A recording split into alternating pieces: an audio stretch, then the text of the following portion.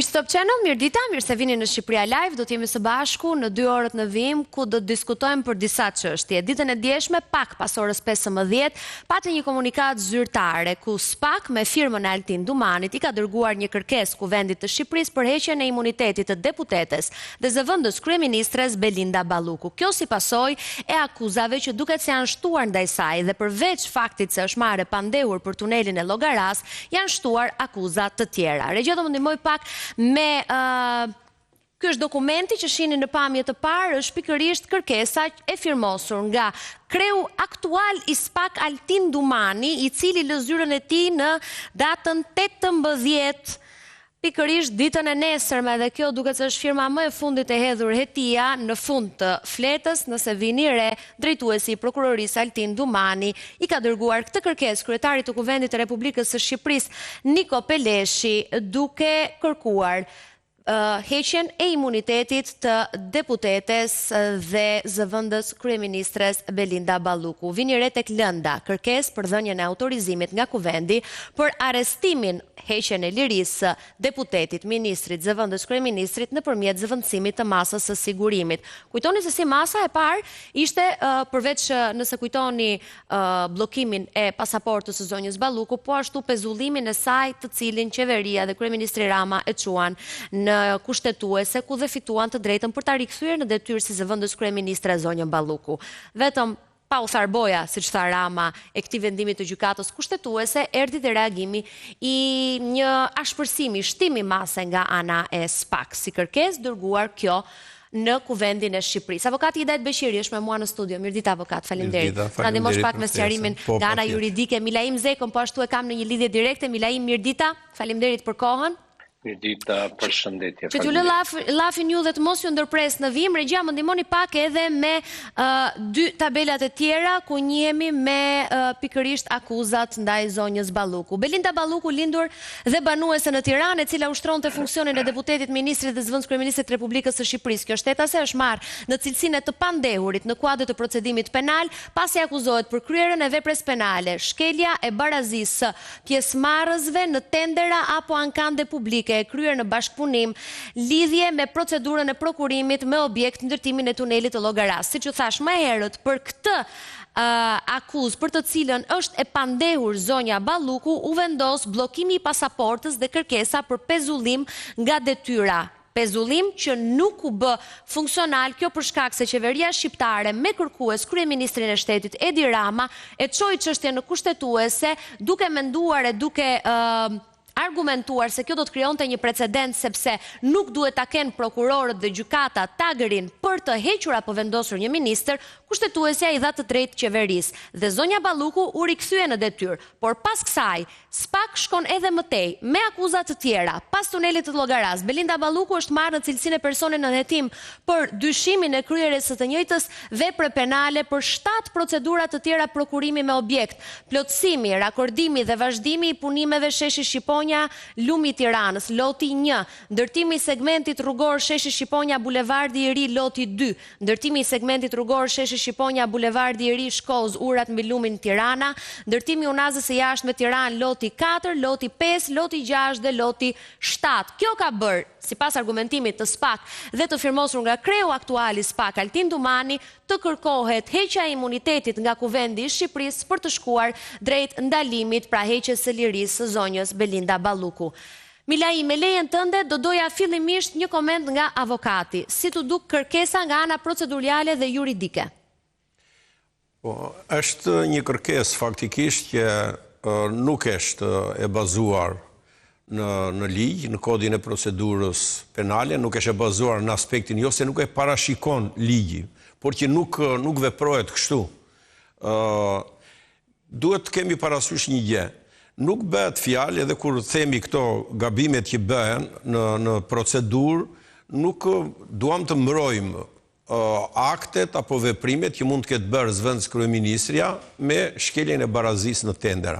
Është një vepër penale që parashikohet në kodin penal dhe përjedhoj ajo po hetohet, është marrë e pandehur, do të shkojë edhe në gjyq, sipas SPAK-ut, mund të marrë edhe një dënim atje e tjera. Pra, është tjetër gjë kjo, nuk e mbrojmë në këtë pikpamje se çka ka bërë e tjera me radhë. Problemi është tek masa e sigurimit dhe tek serioziteti i organit akuzës i SPAK-ut. Dhe serioziteti i SPAK në rastin konkret, këtu le shumë për të dëshiruar. Në që aspekt? Në aspektin që ti e akuzon për shkeljet barazisë në tendera dhe e more të pandehur. I dhe si mas sigurimi, detyrimin për të mos dalë jashtë shtetit. Ja dhe, kjo është mas, pra sigurimi është mas që është e parashikuar në kodin e procedurës penale. E para kjo... Po pra avokat, po SPAK thot që janë shtuar akuzat, pra ndaj po shtoj dhe masën. Këtu është e para njerë që nuk thot SPAK-u që janë shtuar akuzat. Më falë, që këto në lotet ne nuk i dini më përpara. Jo, pikërisht, nuk janë shtuar akuzat, janë shtuar episodet. Po akuza është e njëjta është vepra penale. Dhe si t'jenë 10 lote, si t'jenë 20 lote, ndatë shti edhe tunelin, bëhe me pjesë. Thua janë 20 pjesë tuneli, është e njëjta vepra penale. Dhe derisa është e njëjta vepra penale, ti e ke kërkuar pra një mas sigurimi dhe ja dhe. Dhe ti po e heton atë për këtë mas sigurimi që ke dhenë. E dyta, derisa ti dhe një mas ndaluse, dhe masa ndaluse ishte që të pezullohet nga detyra si zëvendës kryeministre dhe ministre, sepse i shërben më mirë hetimit çështjes. Dhe çështja shkoi në gjykatën kushtetuese. Derisa shkoi në gjykatën kushtetuese dhe gjykata kushtetuese e ka lënë procesin që do ta gjykojë në 22 janar këtë çështje. Po ka dhënë vetëm pezullimin. Atëre ti nuk e pse vrapon si organ akuze, se ndryshe po vrapove, tregon që këtu diçka nuk shkon. Tani, kjo që nuk shkon, dakor, është, do më thënë, është papjekuri edhe juridike, sepse kur flet gjykata kushtetuese, gjitha tjerat heshtin, dëgjojnë. Pastaja ti mundet ndërmarrësh veprimet e tjera. Apo është një hakmarrje primitive. Më shumë se hakmarrje kam përshtypjen SPAK është me argumentin që ne dim ca gjëra më shumë se ç'di gjykata kushtetuese që ndërmerr këtë vendim. Po për këtë flasim në vijim, do ta diskutojmë edhe me Milaj. Po s'ka lidhje me masën e sigurimit kjo. Avokat. Dua të përshëndes Anila Hoxhën që e kam në një lidhje direkte dhe fill pas Anilës do të shkoj pak tek deputetja Elda Hoti. Anila, mirëdita. Të lutem, mirëdita edhe Elda, meqense e kam në këtë çast në plan të parë. Faleminderit shumë për kohën. Nuk do të marr shumë kohë Elda, se e di që duhet të shkëputesh për mbledhje të rëndësishme që mbahen sot në PD. Anila, kur mbahet masa për zonjën Balluku? Siç ka njoftuar zyrtarisht gjykata e apelit të Posaçën, ditën e nesërme në orën 11 është caktuar seanca gjyqësore me relatore të çështjes Miliana Muça, e cila sipas shortit do të shqyrtojë apelimin e zëvendës kryeministres dhe ministres Belinda Balluku, e cila kundërshton vendimin e shkallës të parë të shpallur në nëntor nga gjyqtari i shkallës së parë Erion Çela, që vendosi 2 masa sigurimi personal, pezullim nga detyra dhe atë të ndalimit për të dalë jashtë vendit. Gjithashtu pritet që të shqyrtohen edhe apelimet e 2 funksionarëve të tjerë, Gentian Gjyli dhe Erar Delezi, të cilët, sikurse ka verifikuar edhe gjatë zbatimit të këtyre masave gjyqtari Erion Çela, vazhdojnë të jenë në masën arrest shtëpiak.